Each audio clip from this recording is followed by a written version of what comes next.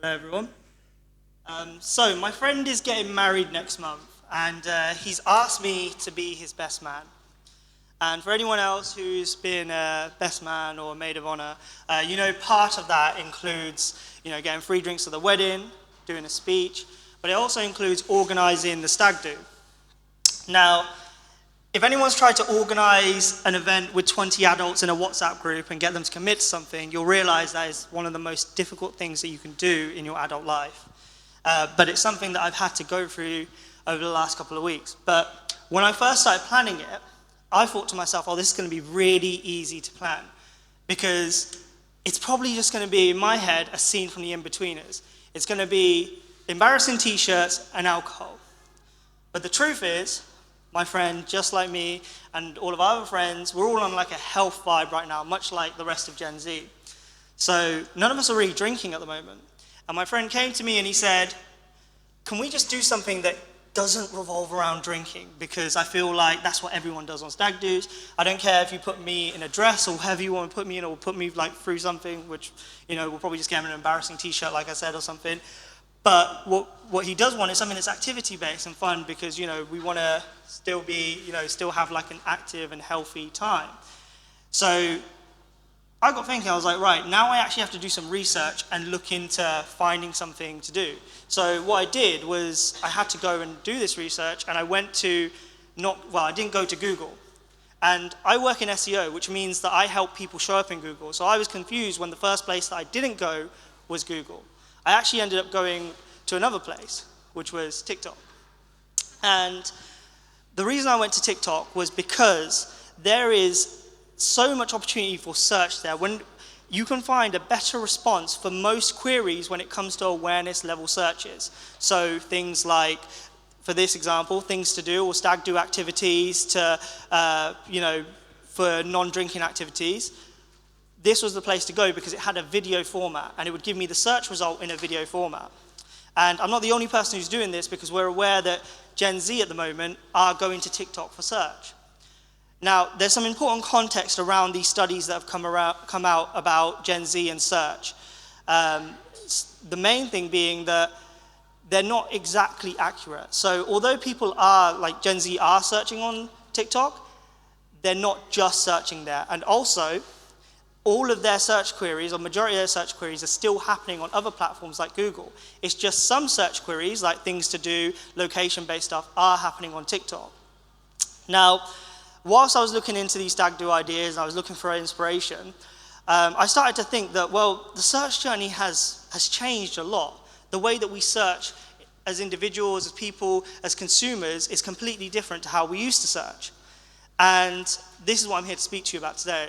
I want to talk to you about exactly how you can optimize your search journey, how you can align your different channels so that when people are searching for your brand, they're going to find you on different search engines that are not just Google, but also incorporating and keeping Google at the center of that. But first, hello. My name is Saddiq, and I've worked in organic marketing for a little while now. I've worked on the social side, and I've also worked in the SEO space, mostly helping, growing accounts on TikTok, and then going to helping brands rank on Google, which I feel has given me the ability to position myself in a very unique position, which is in between both. And now with this whole new era of social search that's happening at the moment, I've been able to experiment with a lot of different brands and clients to understand exactly how search works on all these different platforms. And that's why I want to help you to learn today so you can optimize for that. Now, I mentioned SEO there, so just a little bit more context around SEO, because a lot of the people in this room, if you work at a brand, you probably think of SEO as the people who take a part of your marketing budget, but they don't actually do marketing. They do the technical bit of your website. They look a bit like this, where, they're stuck in a vault in the corner of your office, and, sometimes they join in, sometimes they don't. Well, that's exactly how SEO has been seen over the last couple of years. It's been that technical arm of the marketing department that just helps to build out what your website is from a technical standpoint from Google. But the truth is, things are changing now, and the skill set that we have from SEO is transitioning into other platforms. Because specifically for Gen Z, we know that they love to search on other platforms. They love to search there, and they enjoy using those platforms in general. So we need to be optimizing our search journey for these platforms. Now, TikTok is one that I will bring up a lot, and the reason I bring up TikTok is because they're investing a lot of money into how search works on their platform. Outside of Google, they're one of the only platforms right now that are seriously investing in search. There's YouTube, Google, there's a few other search engines out there like Bing, but TikTok especially has features that no other social platform I've seen has. So in this case, they've got creator search insights. So in case you haven't seen that, that's like Google Trends just for TikTok. And it's a real powerful tool because you can see exactly what's trending from a keyword phrase capability, which means you can categorize content around that.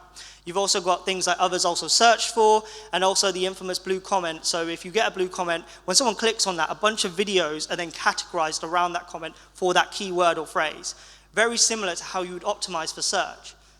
Now, the powerful thing about this is, because if you are optimizing for search, a majority of social posts, as you probably know, last between 48 to 72 hours, and sometimes the algorithm reposts them out the next week or the following month. What's important to know with search, same way in SEO, you can create one piece of creative, and then that will last for months to years to come once it ranks. And that's exactly the change that we're seeing with social right now, where we're seeing pieces of content, especially on platforms like TikTok, that are just lasting for so much longer, and you're able to get leads, traffic, money, revenue-driving content that just lasts for a while because people are searching there. Now, not only are these platforms changing, and the way that we search is actually changing on these platforms, and it's changing in a way that's different to what we've seen before. And in my opinion, it's looking a bit like this. Now, if you're familiar with this, this is the messy middle from Google, so it's mostly used on the paid side of marketing. But I'm seeing this a lot more on the organic search journey. A lot more people are going through that exploration and evaluation phase when they're going through the phase of going on their search journey before they purchase from someone. So when someone's searching, they're going through all these different options of things they want to do, the thing they want to purchase, going from one platform to the other to make their decision. And the reason why this is important is because of this H touchpoint theory. So if anyone's familiar with this, I learned about this at uni, and it stayed with me throughout my career. And I've seen it at a lot of the different brands that I've been at where this is very important. Basically what it means is in order to get a consumer to trust you enough to purchase from you, they have to see you at least 8 times.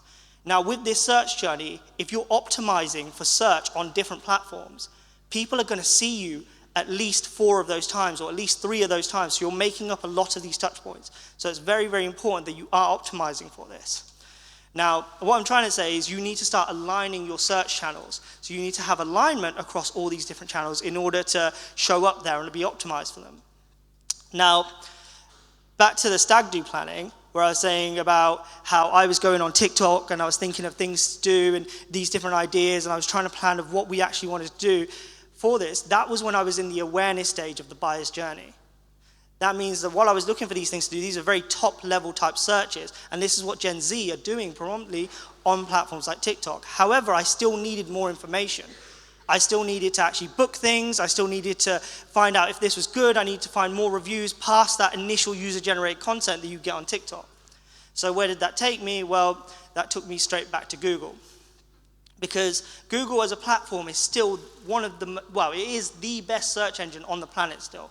Although they haven't had the best year in the past year, they still have the best algorithm in terms of rankings. They really take into effect what kind of content they're showing. And now with Google Perspectives, not only are you getting your normal search results where you get like website links in the search results, but social content, TikToks, Reels, YouTube Shorts, content is being produced there's been taken from these platforms and also being shown in the Google search results, which means that although people are searching on these other platforms, when they go back to Google, they're going to be able to get access to all this other content anyway. And the other thing is, out of habit, you've got to remember that Google pays Apple a lot of money to stay as their main search engine for their phone, for their phones, for their browser, for Safari. So because of that, they're staying there and they're staying top of mind and relevant. Out of habit, we're still using them. Now, a lot of people will agree with this because there's a lot of studies that have been done around it, especially since the whole TikTok is replacing Google thing has been happening. We know that majority of searches outside of awareness style searches and things to do and those types of searches are still happening on Google. That's where a majority of Gen Z are still searching. So it's very important that we still include this within our search journey. But after I'd done my research on Google, I still needed more information just these kind of final bits to make sure to confirm I wanted to book these things. So I ended up going to Reddit. And Reddit is also still technically has search capability. So I was able to search for these specific things within Reddit after I'd gone to Google, checked TripAdvisor, etc., to find out people's actual opinions on the things that we were going to book. Now, there's more reason to why consumers, and Gen Z especially, are going to these other platforms after they've gone to Google and after they've been on TikTok and after they've seen an influencer post a related kind of piece of content. And that's because there's a lot of misinformation online. And what's ingrained into our brains at the moment is the fact that we know that there's misinformation online. The consumers are smarter. Gen Z is smarter. We know that people lie online or things can get exaggerated. So we're going through that exploration and that evaluation phase a lot more. And we're going to all these different places before we make our decision. Now, whilst we're in that, we're going through this kind of like roadmap, and we're doing things like this whole Google and cross-referencing with UGC sites. So when I say UGC, I mean user-generated content, and I mean Reddit in this case.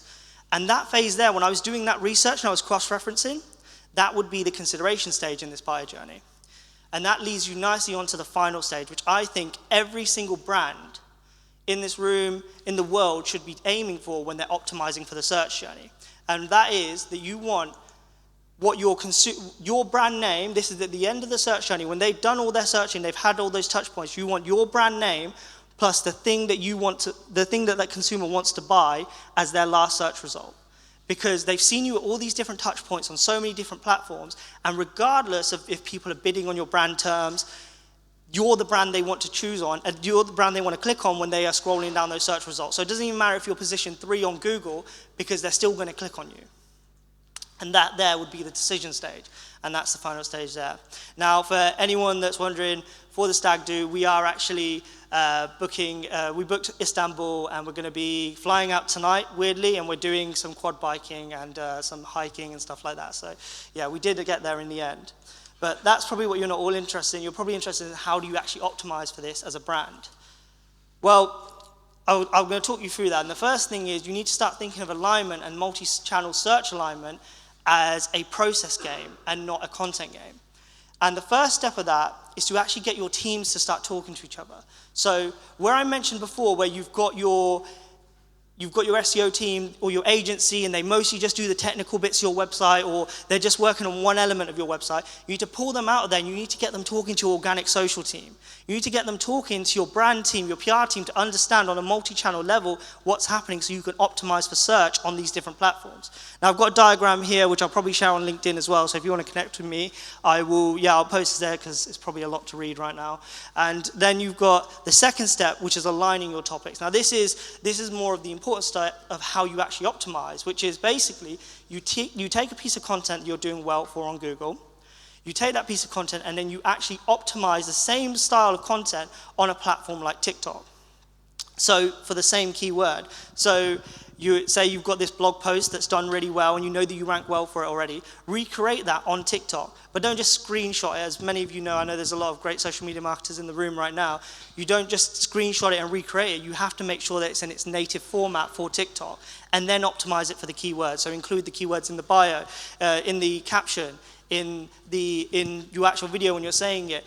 Encourage people to comment it on your video, and this will help you to rank on that platform. Now, every platform has a different way of ranking, and it would be complicated to go through every single one, but this is the idea. You need to be optimizing your topics across these platforms.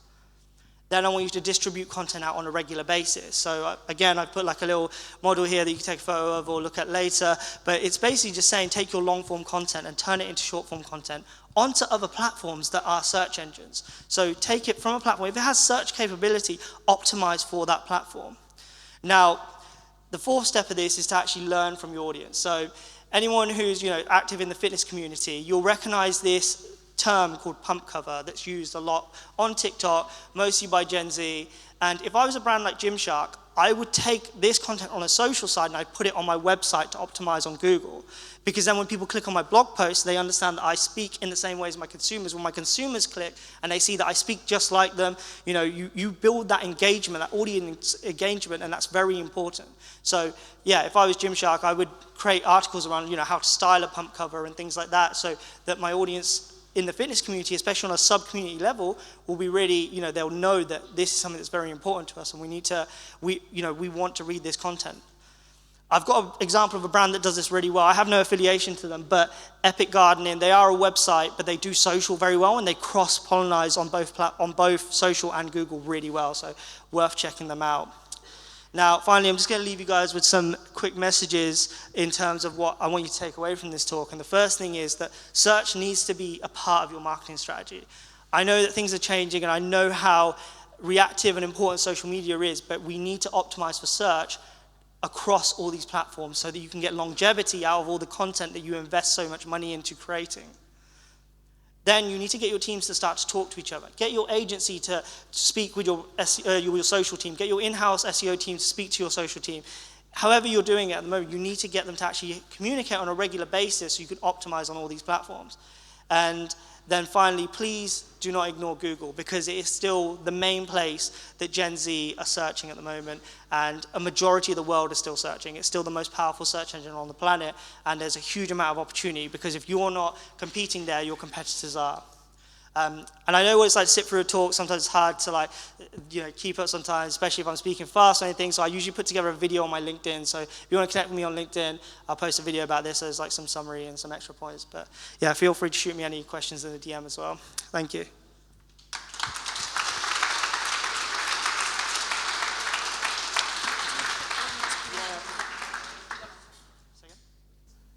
Oh, Q&A, yeah.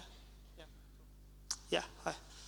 Where does ChatGPT fit into the equation? Yeah, so that's an interesting one. So recently, Google's just rolled out their AI overviews over in the US. And so far, the feedback's been that they're really bad. And the truth is, I think that the answers that they're giving, again, are just going to replace awareness-level searches, which in my opinion already are happening more on platforms like TikTok anyway, where people are getting a better answer. So I think if you're still doing awareness-level content on your blogs, like you're just doing, here's a list of things to do in Chicago, for example, or something like that, then that's not really going to do well in Google going forward, in my opinion, because these AI overviews are just going to replace that. But if you have bottom-of-the-funnel content you're producing, or consumer-specific content that relates back to trends that are happening on social, I think that's going to be really effective, and it's going to keep you relevant there. Thank you.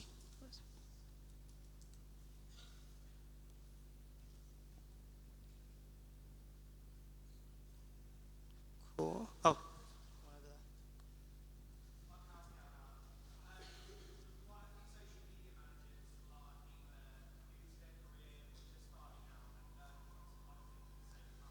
Yeah. Where would you recommend social media managers go to learn about SEO? Yeah, I would definitely say there's so many courses online. I wouldn't learn right now from social platforms, because a lot of people who are sharing about SEO on social, often especially on platforms like TikTok, they aren't talking about the specific things that you would need to know, especially if you're coming from a social media background. It might be too complex. I would go to places like LinkedIn. There's loads of people on LinkedIn that share information on a daily basis. If you just literally Google learningseo.io, that's an incredible resource. It's got everything from beginners courses to everything to learn how it works, so you can optimize specifically for Google. But they've also got different articles on there about how to optimize for social media as well. No worries.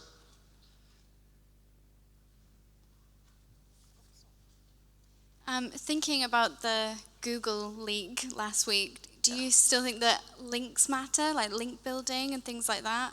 Yeah, 100%. I spent a very boring evening going through that leak, and to be honest, it's hard to understand the leak because there's not a lot of context when it was released, and it's just 14,000 different data points that all, you can use them in any order, so it's very hard to understand. But links in particular, I think links do still matter, but I think relevant links matter. And this is where I think digital PR is playing a massive part. So getting listed by publications that are relevant, not just the wider press, but specific industry level publications. When Google sees you have a link from that, they will understand that, yeah, someone in your industry really thinks you're an expert at this. That's a good thumbs up, that's a good indicator for me to help you rank. So I think links aren't going away. In general, as a brand signal, they're really powerful. So consumers want to see them. They want, especially if you're a startup. If you go to your website and you're a startup and you have a logo of a well-known publication that's shared about you, as a consumer, I'm more likely to purchase from you because I know that you've been in a relevant publication. Then I'll look at your reviews. But if I go to your competitor and they don't have that, I'll go back to you and purchase from you. So I think in general, look at it as if you took Google away, what would be important to your website? And I really do think that links would be important anyway. Is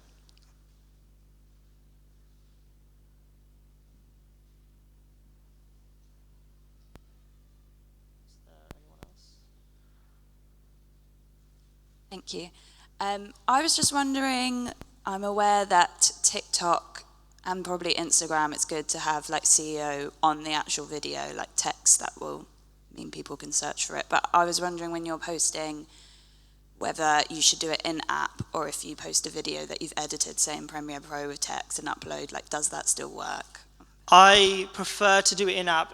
I've done a few tests of this on a few different like clients' accounts, and what we found is when you actually add the keywords in-app, it understands it better. Not to say it doesn't understand the words that are in your video anyway. I'm fairly sure TikTok still does, but we don't rank when it's just like, say I export it from CapCut, for example, and I've done all the captions and I've done everything in there. When I do it in the actual in-app platform, it ranks, you get the search feed, insights, people will click on it from search. So I would say, yeah, as much as you can add it in on the app. But so what I usually do is I try to, for any clients, I'll edit it on like another external platform, do all my edits and things. When I upload it on there, I'll put the text in, I might move it off screen, and then I might include it in the caption, and then I'll do the auto captions from TikTok, and then I'll move them off screen as well, and that seems to work as well.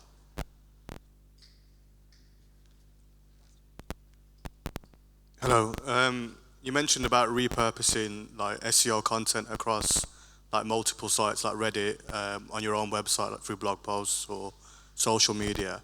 Would that have a negative effect? Would it class as duplicate content on search, or will it better your chances of appearing? What kind of effect might it have?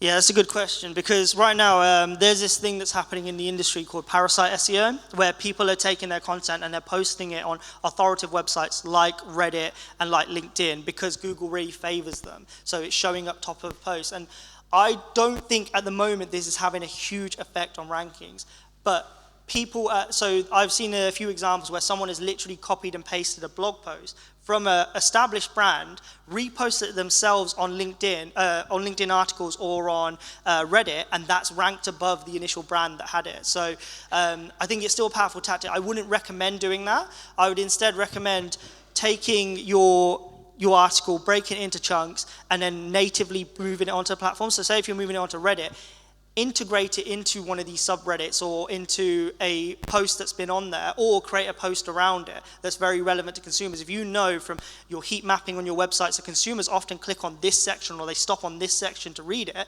take that, put that on Reddit in text format. And then same thing, if you're going to go to a platform like TikTok, again, natively turn that section into a video that's either related to something that's trending or video style that's popular right now, and put that onto TikTok. So that nativity is really, I think that's very important right now. But yeah, I don't think it has a massive effect on Google. I wouldn't recommend doing that either. I wouldn't recommend copy and pasting your articles, because in general, as a user experience point, you'd rather your full article be on your website, and then the user just gets like a segment from another place.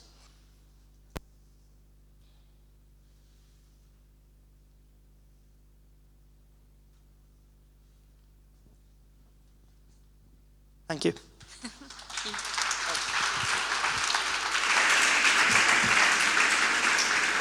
Thank you so much, Ray. Amazing, amazing presentation, great tips and tricks, and also some great questions from the audience. So yeah, thank you for that presentation.